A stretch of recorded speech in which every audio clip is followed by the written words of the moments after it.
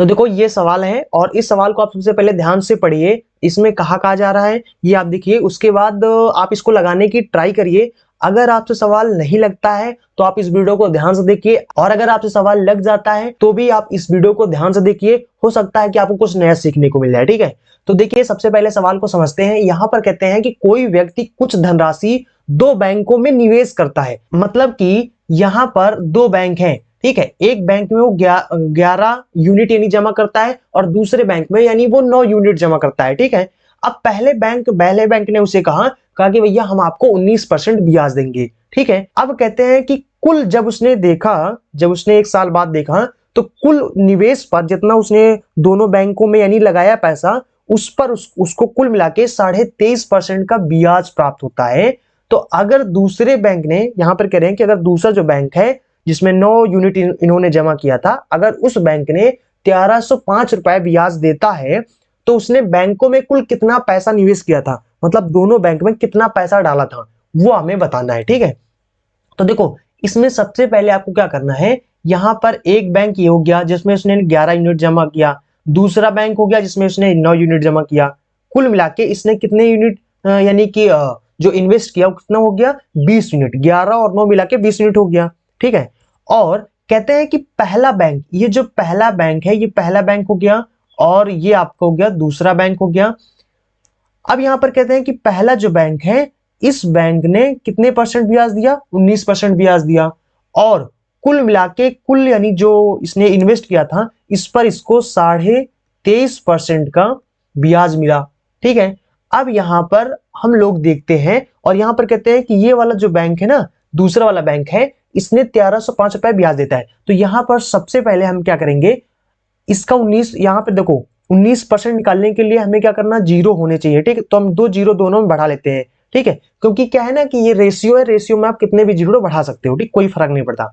तो यहां पर हम सबसे पहले 1100 का 19% निकाल लेते हैं। तो 1100 का 19% निकालना बहुत आसान है। तो 1100 इसका 19% निकालेंगे तो 19 और परसेंट का मतलब होता है बटे में 100। ठीक है, दोनों को आपस में काट देंगे। तो देखो अब जब कभी भी आपको पता है कि नीचे परसेंटेज में 100 हो जाता है और उसके बाद दोनों कट जाते हैं, तो जब कभी आप परसेंटेज निकालना हो तो आपको क्या करना है, जो भी दो जीरो है उन 2 जीरो को आपको हटा देना, पहले ही मन में हटा देना। ठीक है, और डायरेक्ट जैसे आप मन में हटा देंगे तो यहां पर क्या होगा ना कि आप सीधा क्या करेंगे, अगर आप यहाँ पर सीधा 19 गुणे 11 कर देंगे तो 19 और 11 को 11 से किसी भी चीज को अगर आप मल्टीप्लाई करोगे तो बहुत आसान होता है।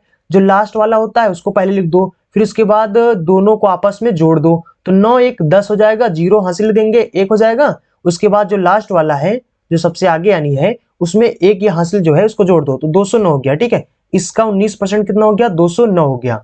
अब इसको पहले से यहां से मिटा देते हैं। ठीक है, अब इसके बाद यहां से हम लोग जो 2000 है, इस 2000 यूनिट का हम लोग क्या करते हैं, 23.5% निकाल लेते हैं, देखते हैं कितना ब्याज होता है। ठीक है, तो यहां पे अगर देखेंगे तो सबसे पहले डबल जीरो हटा दो। ठीक है, यहां पे दशमलव जो है, ठीक है, इस दशमलव को अब हम 23.5 में 20 से मल्टीप्लाई कर देंगे तो देखो एक अंक बाद दशमलव है वो एक जीरो खत्म कर देगा, तो सीधा 2 से मल्टीप्लाई कर दो तो कितना हो जाएगा, 5 दूना 10 हासिल 1 हो जाएगा, और उसके बाद 3 दूना 6, 6 में एक हासिल जोड़ेंगे 7 हो जाएगा, और 2 का 2 से मल्टीप्लाई करेंगे तो 2 दूना 4 हो जाएगा। ठीक है, 270 हो गया। अब यहां पर मतलब कि एक्चुअल में अगर देखा जाए तो रेशियो के अकॉर्डिंग जो पहला बैंक है उसने 209 रुपए यानी 19% के हिसाब से 209 रुपए यानी कि ब्याज दिया, और कुल निवेश पर उसको 470 रुपए उसको ब्याज मिला। ठीक है, अब अगर पहला बैंक इतना देता है, कुल मिला के उसके बैंक में इतना उसके जेब में इतना पैसा आ जाता है, तो इसका मतलब दूसरे बैंक ने कितना दिया होगा, दोनों को आपस में घटा दो, दूसरे बैंक ने कितना दिया वो निकल आएगा। तो हम लोग क्या करेंगे, 470 में से 209 घटाएंगे तो यहां पर कितना हो जाएगा, एक बचेगा हासिल और यहां पर 6 बचेगा, उतार लेंगे, 4 में से 2 घटाएंगे 2, यानी कितना आ गया हमारा 261 आ गया। ठीक है, अब इसको सबसे पहले हम लोग मिटा देते हैं यहां पर जो, ठीक है, अब देखो कितना आ गया, 261 आ गया। इसका कलर चेंज कर लेते हैं, तो 261 आ गया, और यहां पर यानी दूसरे बैंक का जो ब्याज आया है वो ब्याज कितना है, 261 है। यूनिट के हिसाब से तो 261 है, लेकिन एक्चुअल में दूसरा बैंक एक्चुअल में कितना देता है, 1305 रुपए। तो एक्चुअल यूनिट 1305 रुपए है। अगर इसको हम देखेंगे तो ये 5 बार में चला जाएगा, यानी 261 गुणे 5 करेंगे तो 1305 हो जाएगा।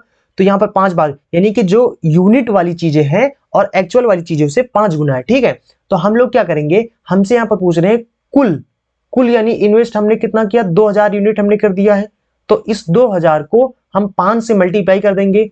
तो 2000 को 5 से, यानी पूछ रहे ना कि कुल बैंकों में कितना निवेश किया, तो यहाँ पर इतना कुल निवेश किया था, तो यहाँ पर इससे मल्टीप्लाई कर देंगे। तो ये कितना हो जाएगा, 5 दूना 10 हो जाएगा। उसके बाद 3 जीरो लगे, 3 जीरो लगा दो। ठीक है, तो ये आपका हो गया 10,000। ठीक है, ये बी ऑप्शन सही हो गया। ठीक है, देखो इस सवाल में कुछ भी नहीं है, सिर्फ आपको समझाने में हो सकता है टाइम लग गया है, वरना इस सवाल में तो कुछ भी नहीं है। ठीक है, अगर आप इसको सवाल खुद लगाएंगे तो आपसे ये सवाल 20 से 30 सेकंड में लग जाएगा। ठीक है, लेकिन आपको समझाने में थोड़ा टाइम लग गया।